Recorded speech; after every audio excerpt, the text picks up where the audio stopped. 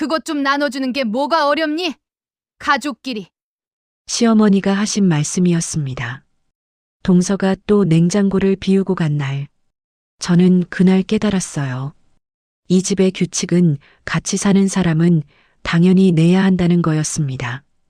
25년 결혼 생활, 10년째 시어머니 모시며 살고 있습니다.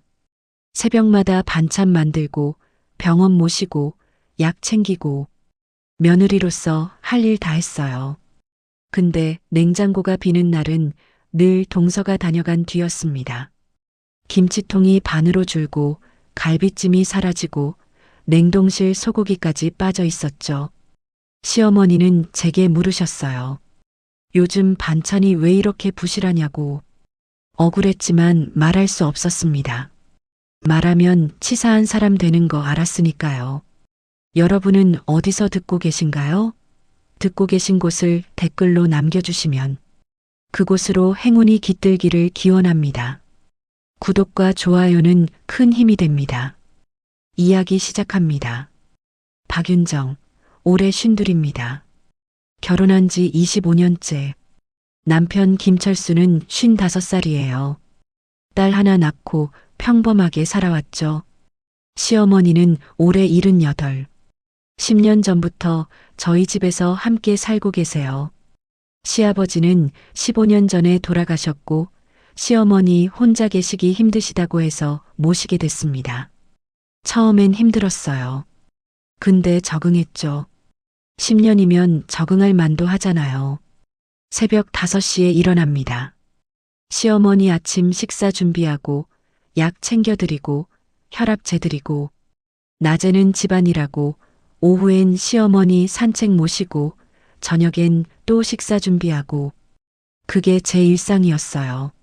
10년 동안 남편은 회사 다닙니다. 집에 오면 피곤하다며 방에 들어가죠. 시어머니 일은 전부 제 몫이었어요. 뭐 물어보면 말하죠. 엄마니까 당연한 거 아니냐고. 시동생 부부가 근처에 삽니다. 차로 10분 거리. 동서 미영은 46살. 아이 둘 키우면서 집에 있어요. 주말마다 시댁에 옵니다. 시어머니 보러 온다고. 처음엔 좋았어요. 시어머니도 좋아하시고 동서도 착하게 보였으니까. 근데 뭔가 이상했습니다. 동서가 올 때는 빈손이에요. 과일 하나 들고 오는 적도 거의 없죠. 근데 갈 때는 달라요. 장바구니 여러 개를 들고 갑니다. 처음엔 몰랐어요. 아니, 못 본 척 했다고 해야겠네요. 어느 날 일요일이었습니다. 동서가 왔다 갔어요. 저녁 식사 준비하려고 냉장고를 열었는데 김치통이 반밖에 없더군요. 어제 확인했을 때 가득했는데 그냥 넘어갔습니다. 착각인가 보다 하고 다음 주에도 동서가 왔다 갔어요. 이번엔 갈비찜이 사라졌습니다. 사흘 전에 만들어서 냉장고에 넣어뒀는데 없어요. 이상했습니다. 저희는 안 먹었거든요. 세 번째 일요일 동서가 또 왔습니다. 이번엔 제가 주방에 있었어요. 설거지하고 있을 때 동서가 들어왔죠. 형님, 김치 좀 가져가도 돼요? 응? 김치? 네. 우리 애들이 이 집 김치를 너무 좋아해서요. 아, 그래. 동서가 김치통을 꺼냈습니다. 큰 통이었어요. 형님이 담근 거 정말 맛있어요. 우리 집 애들이 다른 김치는 안 먹어요. 그렇구나. 동서가 장아찌도 꺼냈습니다. 그리고 갈비찜도. 이것도 좀 가져갈게요. 애들 반찬 없어서요. 응. 저는 아무 말 못했습니다. 뭐라고 해야 할지 몰라서. 동서가 갔습니다. 장바구니 3개를 들고 냉장고를 다시 열어봤어요. 텅 비어 있었습니다. 이틀 전에 장 봐서 가득 채워놨는데 저녁 식사 준비할 게 없었어요. 급히 마트 가서 반찬 몇 개 사왔습니다. 시어머니가 물으셨죠. 오늘 반찬이 왜 이래? 갑자기 반찬이 떨어져서요. 떨어지게 왜 안 챙겨놨어? 살림이 왜 이래? 죄송해요. 시어머니는 불만스러운 표정이셨습니다. 다음 주도 마찬가지였어요. 동서가 왔다 가고 냉장고가 비었습니다. 이번엔 냉동실까지 확인했어요. 소고기가 없어졌더군요. 일부러 사둔 한우였는데 한 달이 지났습니다. 매주 반복됐어요. 동서가 오고 냉장고가 비고 저는 급히 장을 보고 시어머니는 계속 물으셨습니다. 요즘 반찬이 왜 이렇게 부실하냐고. 어느 날 참다 못해 남편한테 말했어요. 여보, 동서가 반찬을 너무 많이 가져가는 것 같아. 그래, 얼마나? 거의 다 가져가. 냉장고가 텅 비어. 뭐? 아이들 먹일 거 필요하니까 그런 거 아닐까? 근데 너무 많아. 우리 먹을 것도 없어. 그럼 더 만들면 되지. 남편은 대수롭지 않게 말했습니다. 저는 한숨이 나왔어요. 2달째 되던 날 결정적인 일이 있었습니다. 손주 생일이었어요. 딸내 아이. 일주일 전부터 준비했습니다. 갈비찜 만들고 전복장 담그고 냉장고에 따로 보관해뒀죠. 손주 생일날 내놓으려고. 생일 이틀 전 일요일 동서가 왔습니다. 저는 일부러 냉장고 앞을 지키고 있었어요. 근데 제가 화장실 간 사이에 동서가 냉장고를 열었나 봅니다. 돌아와서 확인했더니 갈비찜이 없어요. 전복장도 없고 동서한테 물었습니다. 혹시 갈비찜 가져갔어요? 아, 그거요? 애들이 좋아해서 가져갔어요. 그건 손주 생일 준비한 건데. 에이, 형님 또 만들면 되잖아요. 어차피 어머니랑 같이 사시니까 반찬 자주 하시잖아요. 하지만 우리 애들 입맛이 까다로워서요. 이 집 반찬이 딱이거든요. 동서가 웃으며 말했습니다. 저는 아무 말 못했어요. 그날 저녁 손주가 왔습니다. 생일 음식이 없었어요. 급히 마트 가서 대충 사왔죠. 떡볶이랑 치킨. 딸이 물었어요. 엄마, 갈비찜은요? 준비하신다고 하셨잖아요. 갑자기 일이 생겨서 시어머니가 말씀하셨습니다. 손주 생일인데 성의가 없네. 왜 이렇게 대충 준비했어? 가슴이 무너졌습니다. 집에 혼자 남아서 울었어요. 일주일 동안 준비한 음식이 동서 집 냉장고에 있을 생각을 하니까 참을 수가 없었습니다. 다음 날 시어머니께 조심스럽게 말씀드렸어요. 어머니, 동서가 가져가는 반찬이 조금 많아서요. 시어머니가 저를 봤습니다. 차가운 눈빛이었어요. 뭐, 반찬? 네. 거의 다 가져가서 저희 먹을 게 없어요. 가족끼리 그것 좀 나눠주는 게 뭐가 어려운데. 하지만 너무 많이. 가족이 뭘 따져? 동서 아이들도 먹어야 하는데. 저희도. 너 요즘 왜 이래? 치사하게. 시어머니 목소리가 높아졌습니다. 저는 더 이상 말하지 못했어요. 그날 저는 깨달았습니다. 이 집의 규칙은 간단했어요. 같이 사는 사람은 당연히 내야 한다는 것. 동서는 가끔 오니까 챙겨줘야 하는 사람. 저는 늘 있으니까 당연히 주는 사람. 그게 이 집의 규칙이었습니다. 그날 이후 더 조심하게 됐습니다. 동서가 올 때마다 냉장고를 먼저 확인했어요. 뭐가 사라질지 미리 알고 싶어서. 근데 소용없었습니다. 동서는 점점 더 대담해졌어요. 어느 날 동서가 왔을 때 제가 주방에서 설거지하고 있었습니다. 동서가 그냥 냉장고를 열더군요. 허락도 안 구하고. 이건 내가 가져갈게요. 김치통을 꺼냈습니다. 그리고 갈비탕도, 나물 반찬도. 동서야, 그건 오늘 저녁 먹으려고 한 건데.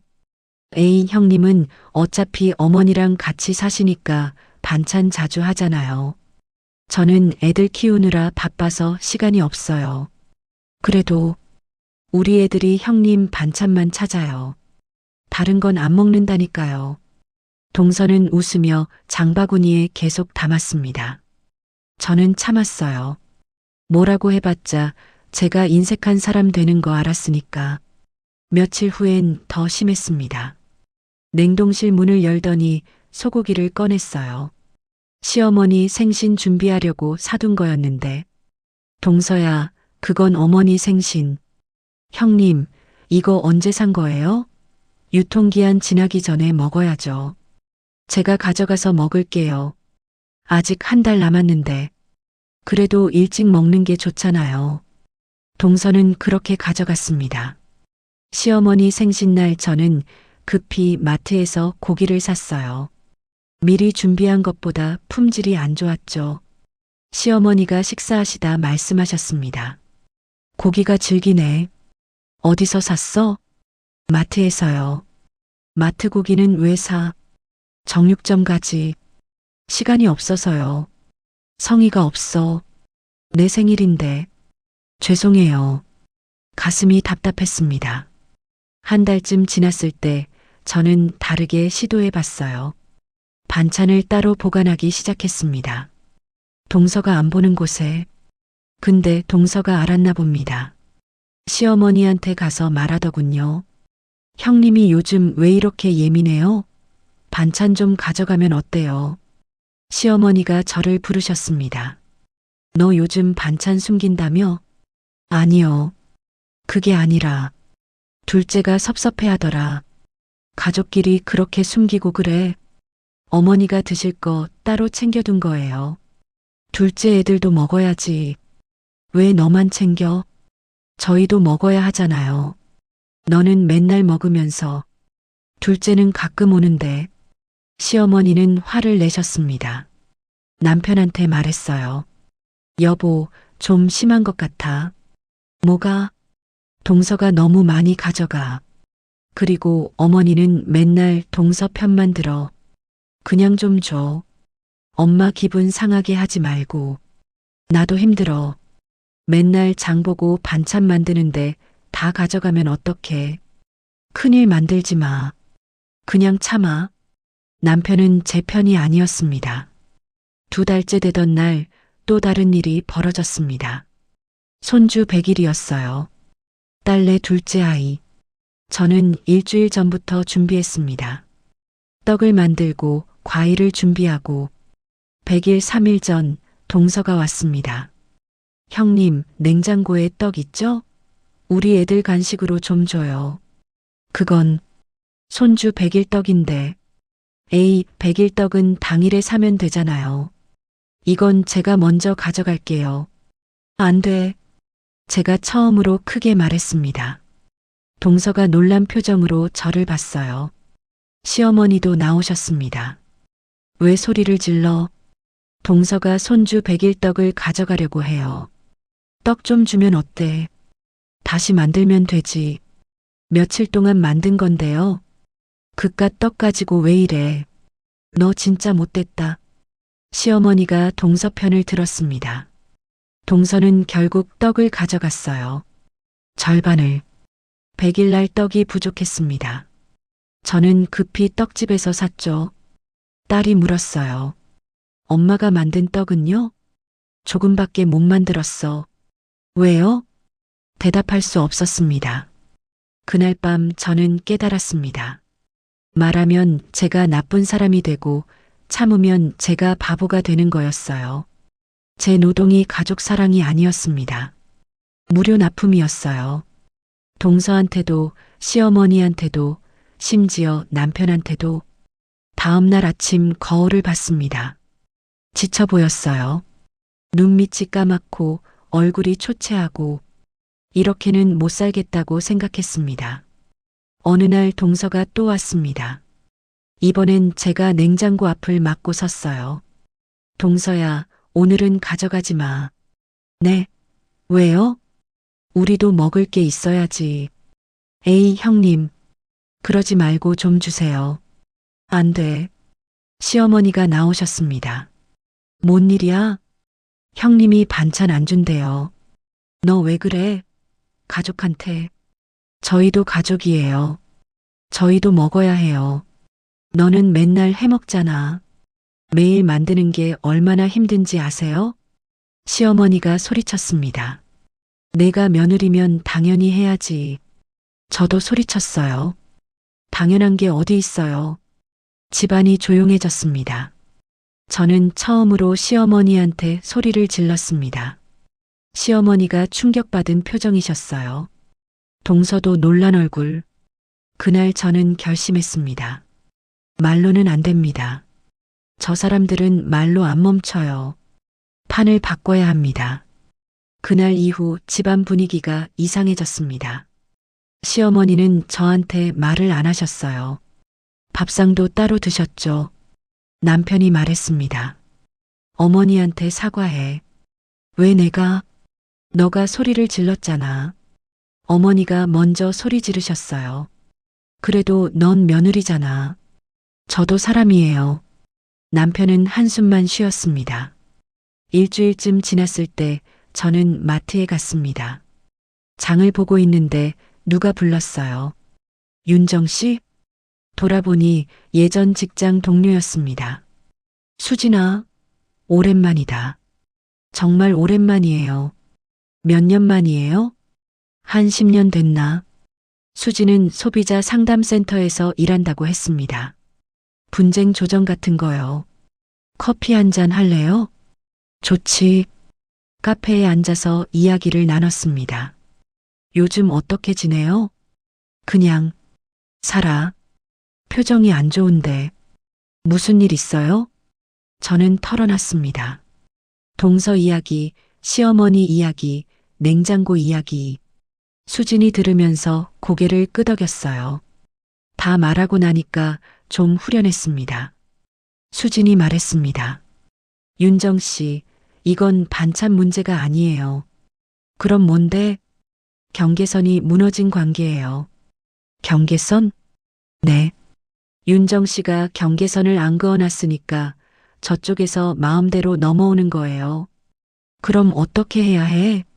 말로는 절대 안 바뀌어요. 기록과 규칙이 필요해요. 기록?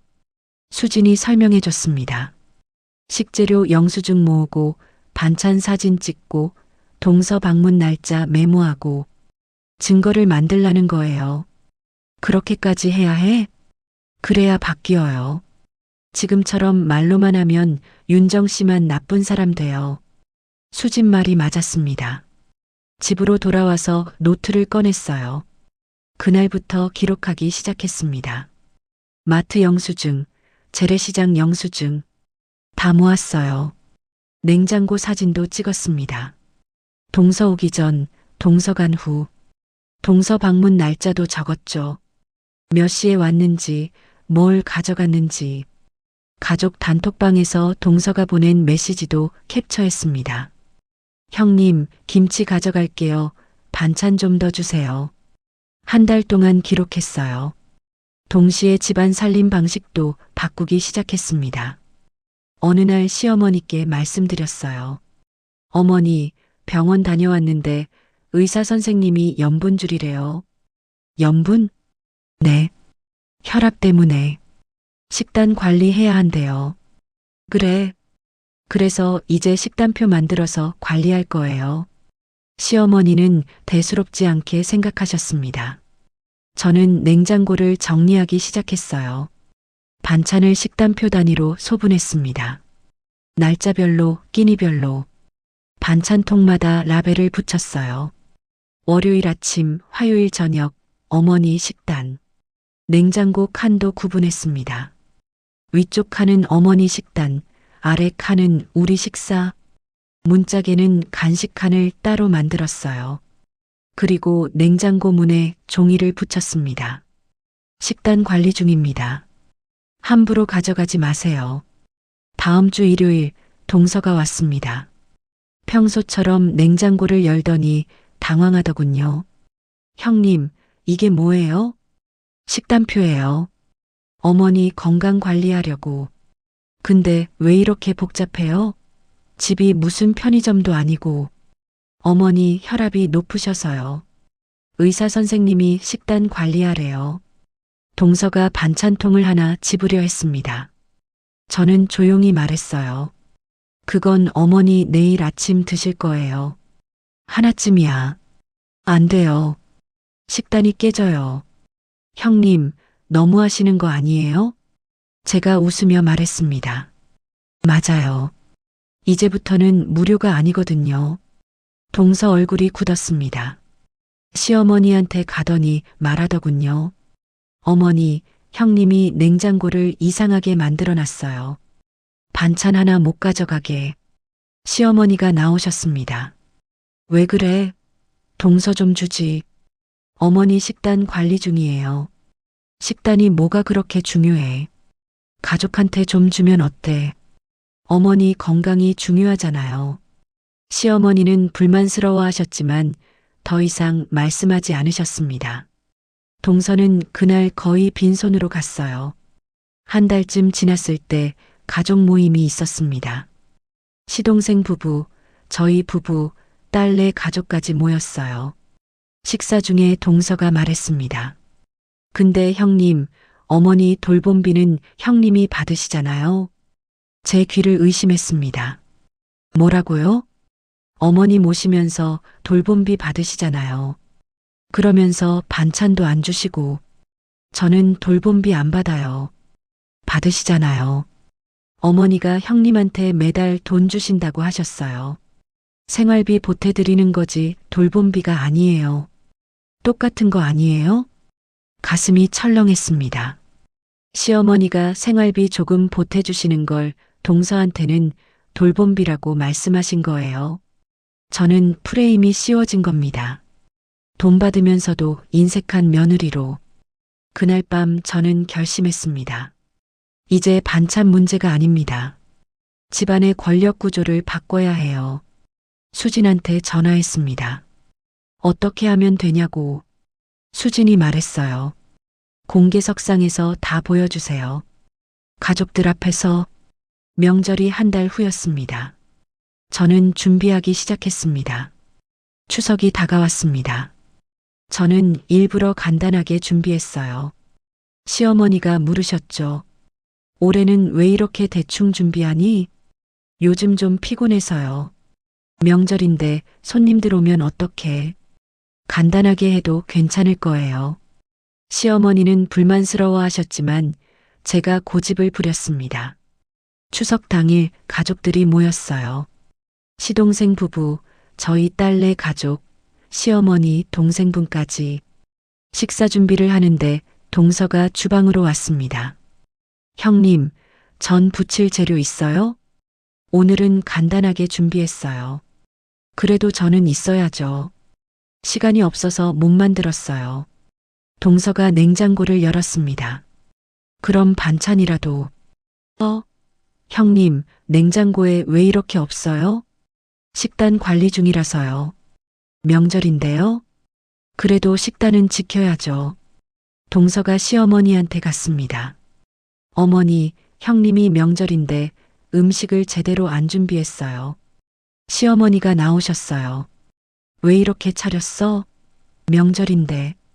간단하게 하자고 말씀드렸잖아요. 손님들 왔는데 이게 뭐야? 제가 조용히 말했습니다. 어머니, 식재료 비용이 너무 많이 들어서요. 뭐?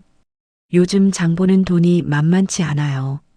그렇게 말하며 저는 준비해둔 노트를 꺼냈습니다. 동서가 매주 가져가는 바람에 식재료 비용이 2배로 늘었어요. 거실이 조용해졌습니다. 가족들이 다 모여 있었어요. 저는 노트를 펼쳤습니다. 지난 3개월 동안 식재료 비용입니다. 영수증 다 있어요. 노트를 보여줬어요. 매주 얼마씩 장을 봤는지, 얼마가 나갔는지. 이 중에서 동서가 가져간 반찬 비용을 계산하면 이 정도예요. 계산서를 보여줬습니다. 남편이 놀란 얼굴로 봤어요. 딸도 입을 벌렸죠. 그리고 이건 냉장고 사진이에요. 동서 오기 전, 동서 간 후. 휴대폰을 꺼내서 사진들을 보여줬습니다. 김치통 가득했던 게 반으로 줄고, 갈비찜 사라지고, 반찬들 다 없어지고. 동서 얼굴이 빨개졌습니다. 형님, 이게 무슨 짓이에요? 가족끼리 이렇게까지 해요? 가족이니까 정확히 해야죠. 시어머니가 말씀하셨어요.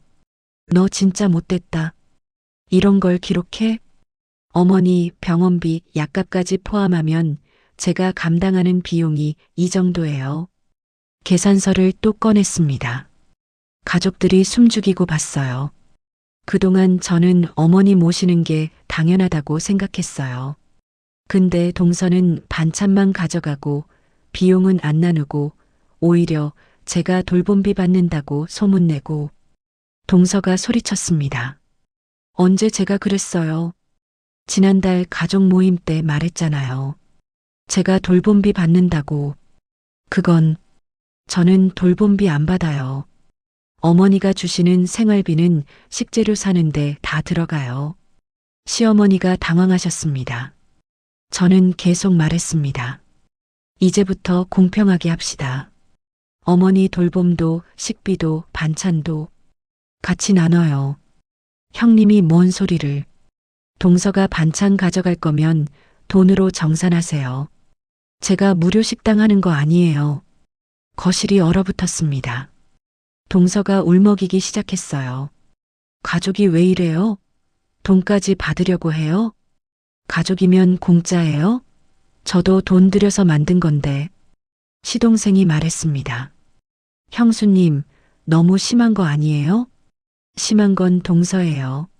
3개월 동안 가져간 게 얼마인데요? 저는 계산서를 보여줬습니다. 시동생이 말을 못했어요. 딸이 말했습니다. 엄마가 맞아요. 저도 봤어요. 작은 엄마가 매번 가져가는 거.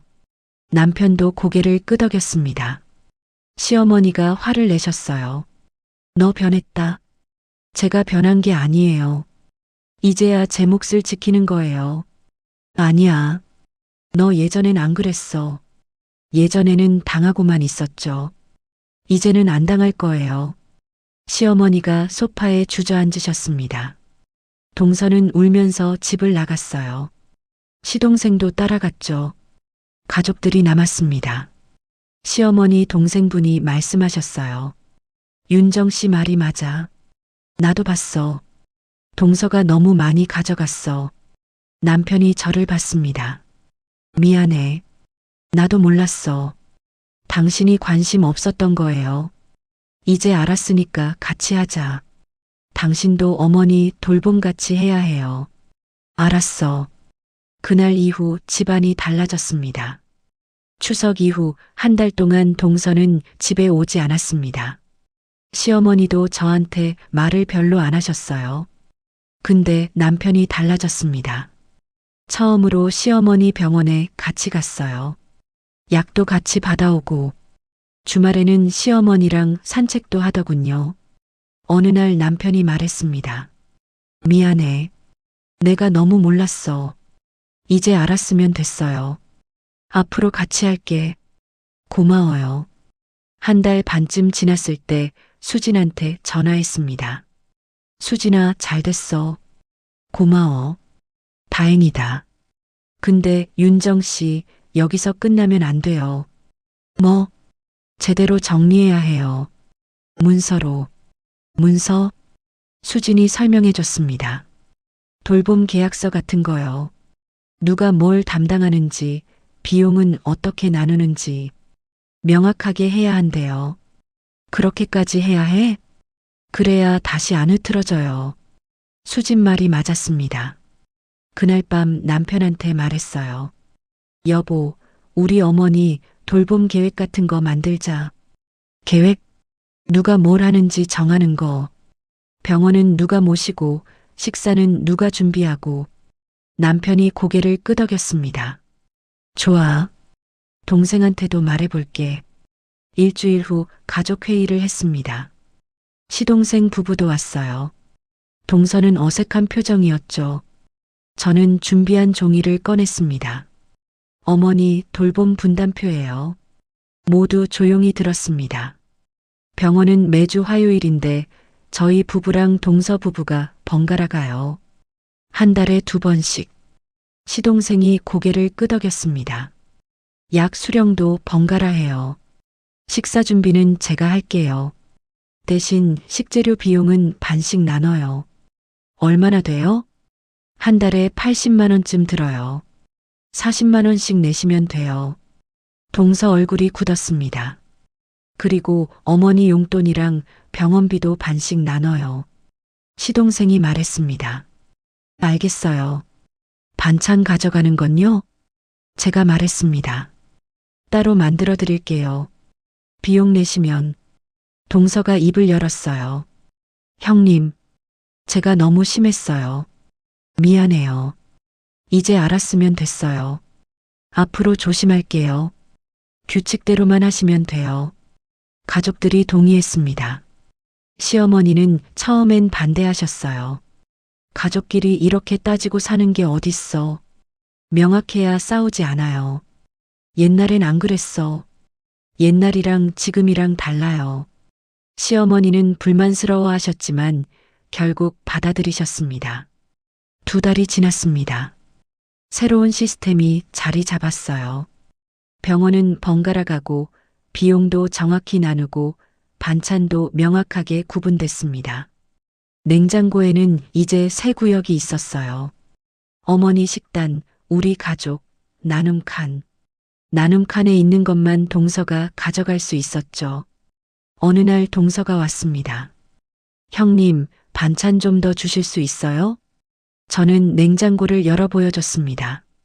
나눔 칸에 있는 거 가져가세요. 이것만이요? 비용 더 내시면 더 만들어 드릴게요. 동서가 어색하게 웃었습니다. 괜찮아요. 이 정도면 돼요. 저는 웃으며 말했습니다. 제가 만든 건 장사가 아니에요. 경계선이에요. 동서가 고개를 끄덕였습니다. 석 달쯤 지났을 때 시어머니가 말씀하셨어요. 윤정아, 너 요즘 표정이 밝아졌다. 그래요? 응. 예전엔 맨날 지쳐 보였는데 이제 좀 숨통이 트여서요. 시어머니가 한참 저를 보시더니 말씀하셨습니다. 미안해. 갑작스러운 사과였습니다. 뭐가요? 내가 너한테 당연하게 생각했어. 내가 다 해줄 줄 알았지. 괜찮아요. 근데 이제 보니까 당연한 게 없더라. 저는 시어머니 손을 잡았습니다. 앞으로 잘하면 돼요. 6개월이 지났습니다. 남편이 퇴근하고 와서 말했어요. 오늘 동생이 고맙다고 전화했어. 왜? 이렇게 정리해줘서. 사실 동생도 부담스러웠대. 형수님이 다 하는 게. 그랬구나. 이제 자기도 뭘 해야 하는지 명확해서 좋대. 웃음이 났습니다. 어느 날 저녁 냉장고를 열었습니다. 반찬이 가득했어요. 제가 만든 거, 우리가 먹을 거. 동서가 가져갈 나눔 칸도 있었지만 적당한 양이었죠. 냉장고는 더 이상 이유 없이 비지 않았습니다. 제 마음도 더 이상 텅 비지 않았어요. 거울을 봤습니다. 얼굴이 밝아 보였어요. 눈가에 생기가 돌았죠. 딸이 전화했습니다. 엄마, 요즘 목소리가 좋아졌어요. 그래? 응. 예전엔 맨날 지쳐 보였는데 이제 좀 편해졌어. 엄마 잘하셨어요. 엄마가 참기만 했으면 다 망가졌을 거예요. 고마워. 전화를 끊고 생각했습니다. 제가 지킨 건 냉장고가 아니었어요. 제 인생이었습니다. 1년이 지났습니다. 명절이 또 왔어요. 이번엔 동서도 음식을 가져왔습니다. 과일이랑 떡. 형님, 같이 준비해요. 고마워. 함께 명절 음식을 준비했어요. 식사 후 동서가 말했습니다. 형님, 반찬 가져가도 돼요?